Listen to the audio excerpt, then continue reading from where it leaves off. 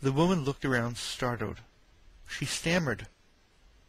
What? How did the doctor, he was going to...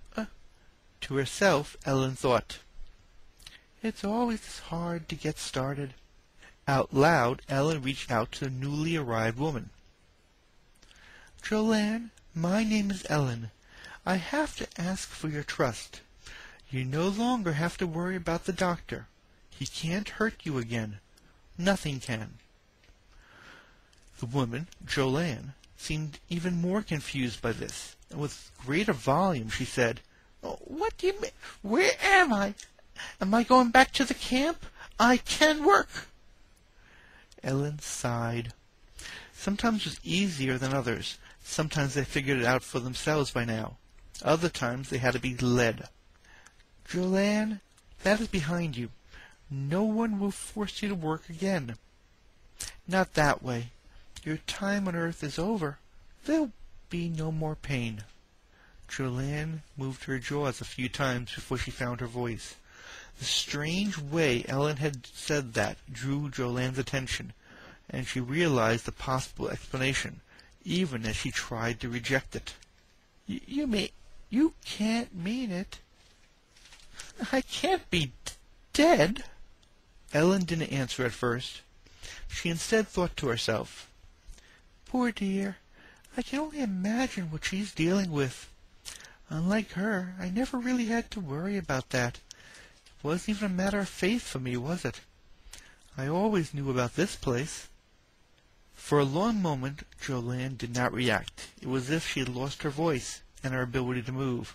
Her eyes were locked onto Ellen's chair, but did not move when Ellen stood up and walked around the table.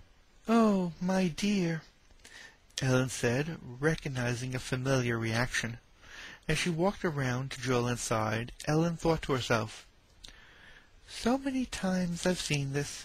Being immortal doesn't mean anything to her. Not yet. She's lost so much. Her home, her plans, her future." Taking a deep breath to strengthen herself, Ellen thought, "I have to be strong for her. When she starts to cry..." Ellen was professional. She had been doing this job for years and years.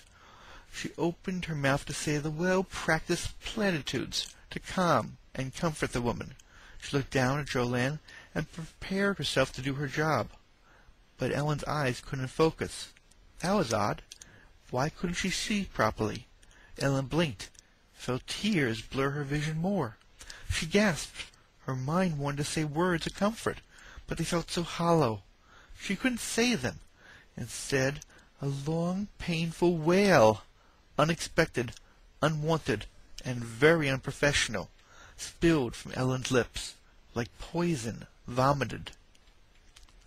Perhaps had Ellen been able to find her voice, and had said the simple, empty words of comfort she had meant to say, Joanne would have been the one to break down in tears, and their expected roles of bereaved and comforter would have been played out in the usual script. Instead, Ellen's wail shocked Joanne out of her own self-pitying reverie, and she turned in shock and surprise towards Ellen, thinking, "If I'm dead, what is she? Is that an angel? Is an angel crying for me?" Around the same time, Eric, not knowing that Ellen had already started the greeting, was standing in a long office corridor, talking through a service window, behind which sat a bored-looking clerk. The clerk had a frankly Bovian appearance. It would have been no insult, just a factual statement, to call her a cow. Eric did not care what she looked like. He was too angry to notice or care. "How can you assign a room this late?" Eric nearly screamed this at her. The clerk cared even less than Eric. She wanted to get back to her own work, and just wished the annoying Catman would just go away. "The legal needed it for some press event," she told him.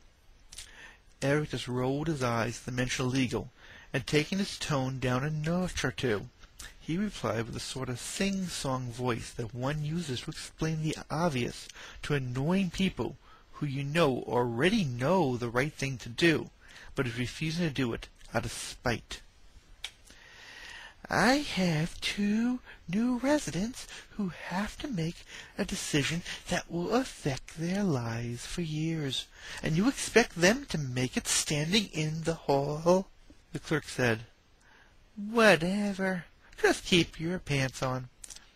And in an undertone that Eric could just make out, she whispered to herself, Not that I'd mind seeing what's under them. This was no compliment from Eric's point of view, and just annoyed him more. Perhaps sensing she had crossed the line, the clerk quickly pulled out a small notepad of paper and wrote on it with a blunt-looking pen. I have something for you, an old break room. The workers used it when they added that wing to the rehabilitation center. It's a bit out of the way, but it's the best I can do. Take this map. You'll need it. The clerk handed Eric the paper. On it was an animated map showing a twisted path through many hallways to a blank square that must have been the break room. After leaving the clerk behind, Eric followed the map deep into the twisted maze of hallways, moving from clean and open halls to far dirtier and dimmer places, ending in a narrow corridor, half closed, with abandoned trash and a tipped-over office furniture. Eric did not like the thought of leading a new arrival through these spaces.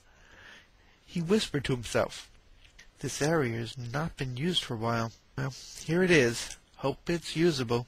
He stepped through the last doorway, and a little bit to his own surprise, found himself outside in a pleasant garden space. Behind him was a wicker garden trellis, standing on its own with plants growing around and behind it. Yet, impossibly, the utility corridor that Eric had just stepped out of was still visible through the trellis. Ella was looking side to side. Not bad. A garden and a lake. Some break room. Have to remember this place. Then Eric looked down, nearby, to an old-style wooden park bench, and scattered on the ground below it was the remains of some workman's lunch or snack, featuring a box of half-eaten donuts. Oh, yuck! How old are those donuts? There was no mold, fungus, or any decay visible in the donuts. How could there be? But Eric could not help but dwell on the thought that the rehabilitation center had been built about 10 years previously, and these donuts had been sitting there ever since. Looking side to side, Eric saw more signs of dirt and neglect. Bah, I don't have time to clean this place up. Then Eric smiled to himself. Unless I cheat a little. No residents around, so it should be okay. It is an emergency, right? Better do this quick. Then Eric did next could not be described in a world where normal physics ruled. Indeed, had he been there to watch, even as a fly, the mere act of watching would have prevented Eric from doing it. What exactly did he do? Well, from Eric's point of view, he issued a mental command and a password that could not be spelt or vocalized. Then, in response, he changed shape. For the most part, Eric was still clearly himself. His face didn't change, but his body did. Previously, Eric had been wearing a uniform that was the same color as Ellen's jumpsuit, if cut less conservatively. Clearly, Eric liked to show off his body, but now he was showing it all off. The clothes were gone. Eric had traded them in for a pair of white, feathered wings and a silver sword.